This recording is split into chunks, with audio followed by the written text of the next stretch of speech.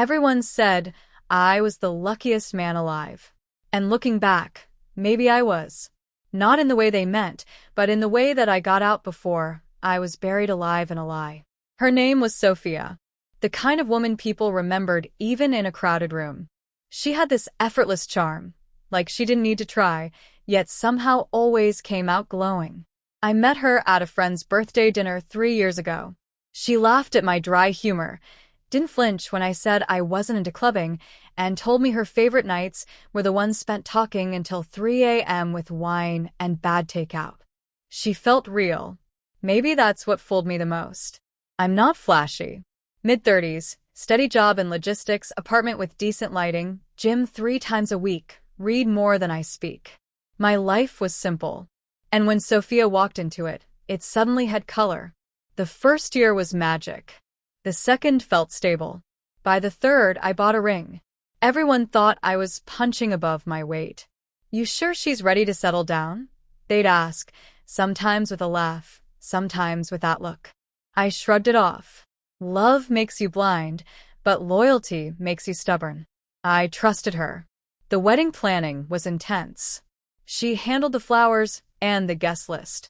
I handled the financing and the venue. Fair deal. Sophia said she wanted the day to feel like a dream.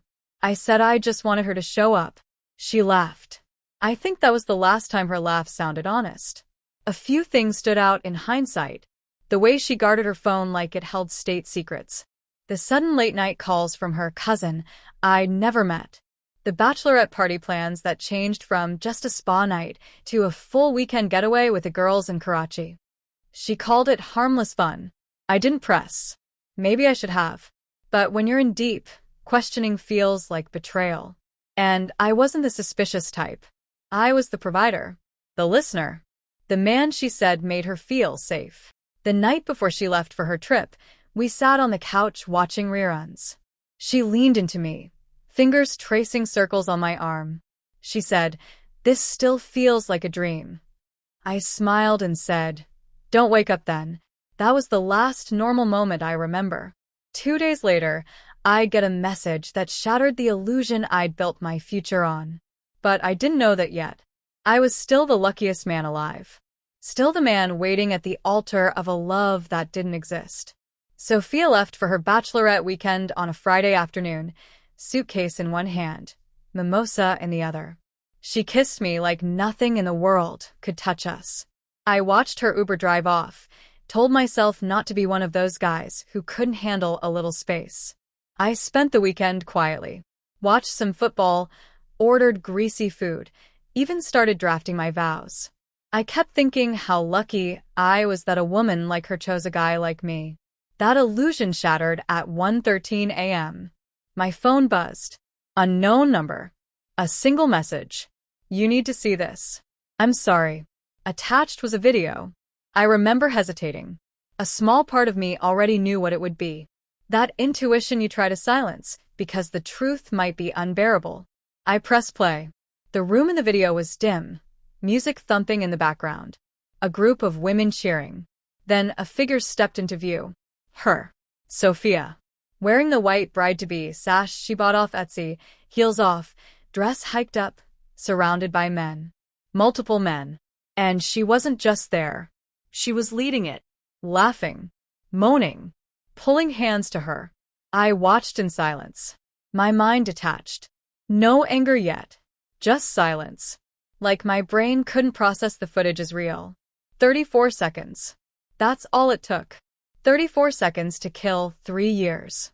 I don't remember setting the phone down. Don't remember breathing. My body felt cold. My hands didn't shake. They just stopped moving. I sat there in the dark, the blue screen still glowing. At first, I wanted to scream. Not out of rage, but out of grief. That woman wasn't my fiancé. That wasn't the woman I was about to marry. That was someone else, a stranger in her skin. I scrolled through her messages. She hadn't texted since she landed. Her last words to me were, "Don't miss me too much, winky face." Too late. In that moment, something inside me flipped. The man I had been, the planner, the dreamer, the future husband, he went quiet. Not dead. Just watching. I didn't reply to the message. I didn't call her. I didn't rage or beg or try to understand. Instead, I stood up, walked to the sink, and poured out the rest of the wine we were supposed to share when she got back. She made her choice, loud and clear. So I made mine. If she could destroy everything we built in 34 seconds, I could disappear from it in less time. And just like that, the groom went missing. I didn't sleep that night. Not out of rage, but clarity. A kind of stillness that only comes when something inside you dies quietly. Not with a bang, but with a decision.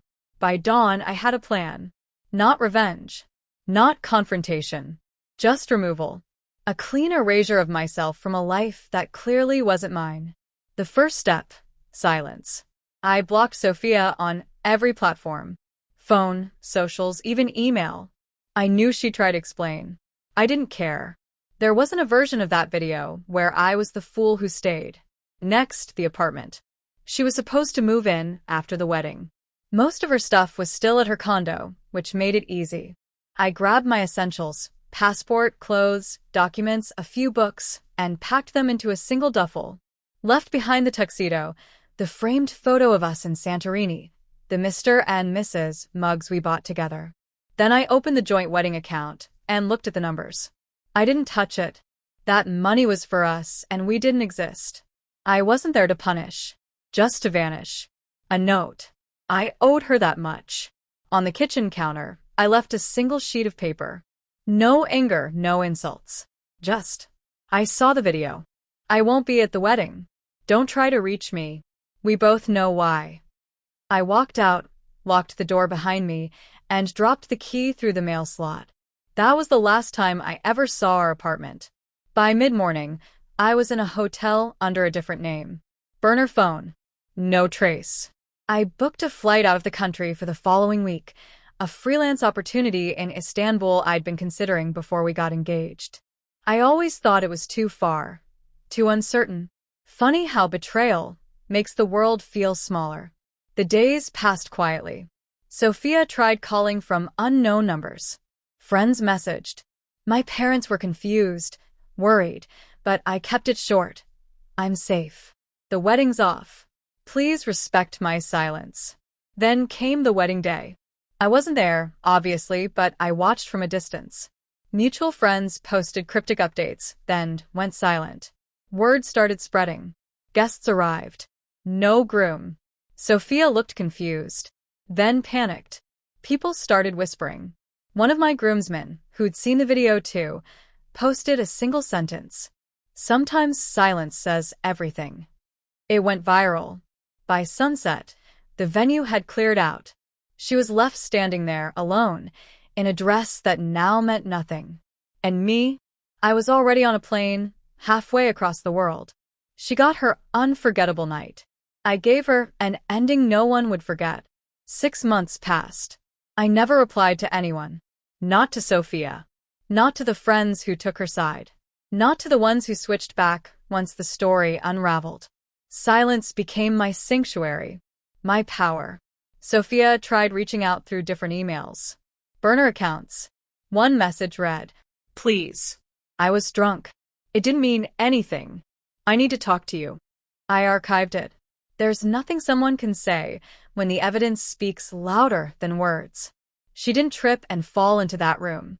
She walked in, smiling, laughing, wanting it. Turns out, someone else filmed more than just 34 seconds. A longer clip surfaced, shared anonymously in a private group, then leaked. Her coworkers saw it. Her boss saw it. She got fired quietly, of course. A company like that doesn't do scandal. They do separation agreements and buried emails. Her Instagram changed too. From couple photos and countdowns to cryptic quotes about healing and learning to forgive yourself. She unfollowed all our mutual friends. Most unfollowed her first. Meanwhile, I rebuilt. Slowly. Quietly. I took on remote contracts across Europe and the Middle East. Settle in one place for a few weeks, then move. Met new people, kept things casual. No heavy attachments. Not yet. I was still bleeding, just not visibly. What I found in that solitude was something surprising, Peace. Not the absence of pain, but the absence of noise. No lies. No pretending. Just me and my truth. Sometimes I'd catch myself thinking, what if I hadn't seen that video? What if we'd gotten married, built a life on top of a lie? And every time I asked, I arrived at the same answer. Thank God I did. She didn't just cheat. She decided I was disposable. That our vows were just placeholder words until her real party began. That night wasn't a mistake, it was a confession. And I heard it loud and clear. A few months ago, a mutual friend forwarded me a post. Sophia had moved cities, changed jobs, deleted her wedding highlight reel. She looked older. Not in a physical way, but in that hollow way people carry shame they can't erase. She still hasn't married. Some scars aren't visible. Some burn just beneath the skin. As for me, I'm not bitter. Not anymore. I'm aware. There's a difference. I've learned that love without respect is just decoration. That loyalty isn't something you beg for, it's either there or it isn't. And that walking away isn't weakness. Sometimes it's the highest form of strength. Sophia had her wild night. I had my awakening. She played with fire, thinking it wouldn't burn. I left with the match and let the smoke speak for itself.